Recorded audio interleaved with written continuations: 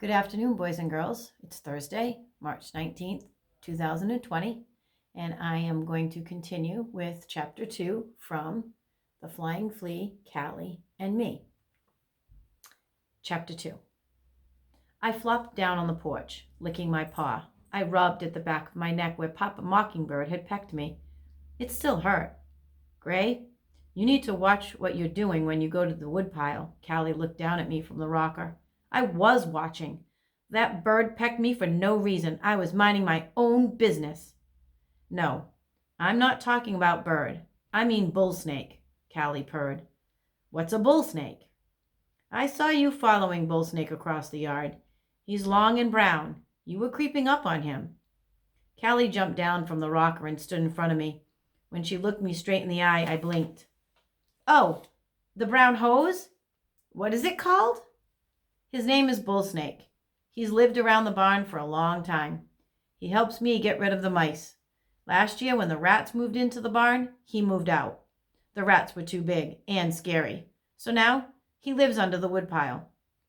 I glanced toward the stacked logs. Is he mean or nice? I asked. Callie shrugged her ears. He's just Bull Snake. He leaves me alone, and I leave him alone. The old cat walked to the corner and rolled in the dust. Then she curled up to take a nap.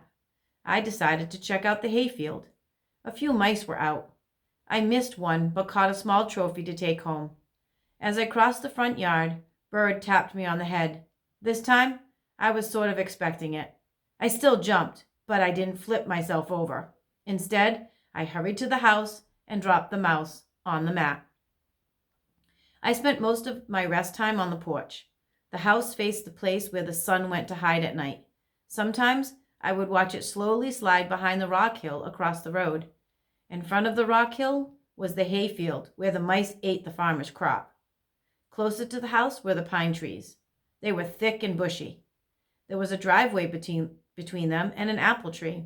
It was covered with little bitsy gray rocks. When human people came home, they drove up the driveway and left their car under what they called a carport. It was like a house, with a roof, but no walls. Around the corner from the carport was a chain-link fence. There was just enough room between the fence and the house so I could squeeze through and lie in the flowers in Mama's backyard. I had to watch for the dog, though. Her name was Muffy. She never chased me because she was old, even older than Callie. Fact is, she hardly ever got up and moved around very much at all. Still, she was a dog, and cats just can't trust dogs. I stayed on the porch resting and watching for a long time. When Bird didn't fly from her nest, I walked to the woodpile. My tail gave a nervous flip. I took a deep breath and jumped up on the logs. Quiet as could be, I climbed up to the first limb. A warning call came from the inside the nest. Bird peeked over the pile of twigs. Don't even think about it, cat. Get away. I have work to do. I don't have time to chase you right now.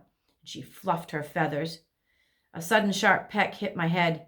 The sneak attack startled me. I almost lost my hold on the tree bark. Stay out of our tree, Papa Mockingbird scolded. As I backed down from the limb, I stopped to sharpen my claws on the bark. That'll show them I'm not scared, I thought. I need a nap anyway. I would wait until Papa Mockingbird went to the field to hunt. Then I would check the nest again. As I started to move away from the woodpile, I heard a strange hissing sound. I tried to peek inside, but couldn't see anything. I backed up and pressed my body to the ground. I lay there for a long time. Bull Snake, is that you? Leave me alone, he hissed from inside the darkness. I'm new here, and we haven't met. Do you want to come out? Leave me alone, he hissed again.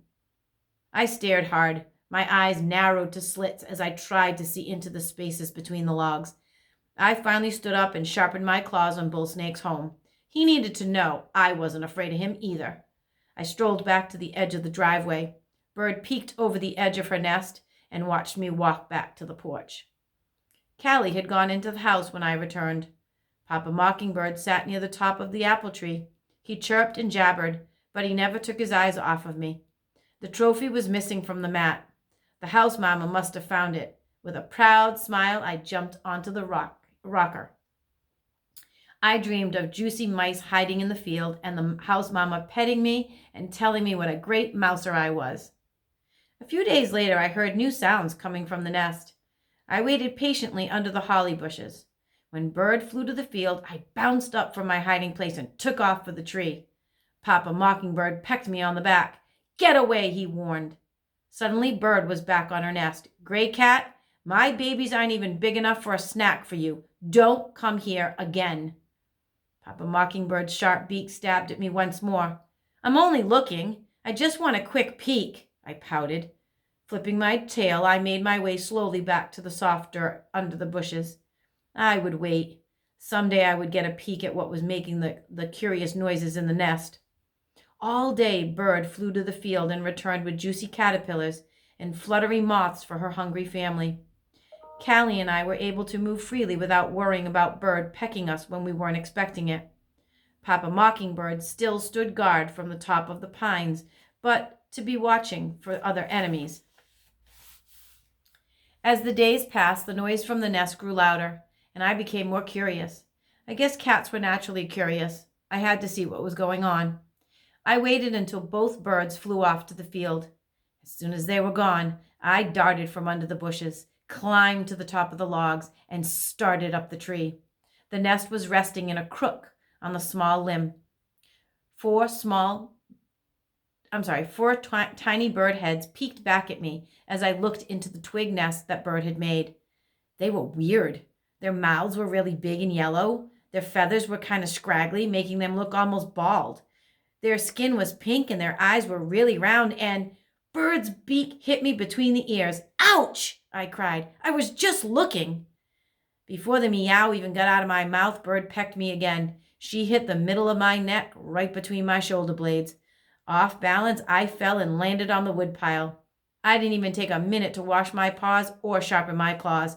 I just jumped to the ground and ran. "Gray Cat, I'm warning you, stay away." Once I was safe under the pine trees, I stopped to clean my fur and get myself back together. "Be careful, birdies," I heard Bird warn her nest of pink babies. "Always be watching. Bad cats are sneaky. They will come up into your tree quietly and take you away. Cats like nothing better than eat baby birds." "I don't eat baby birds," I argued loud enough for them to hear. "Callie doesn't either. She's too old to climb up the tree. I just wanted to see what was in your nest." Bird gathered her babies under her wings. "Don't believe him," she warned. "All cats chase birds." "Not me," I meowed. "Honest." As I walked to the hayfield, I heard the loud noises from the nest. Bird took a swoop at me on her way to the pasture. I glanced back at the tree. Papa Mockingbird glared at me from the top branches. My tail flipped from side to side when I strutted toward the field. A nice mouse will make me feel better, I thought.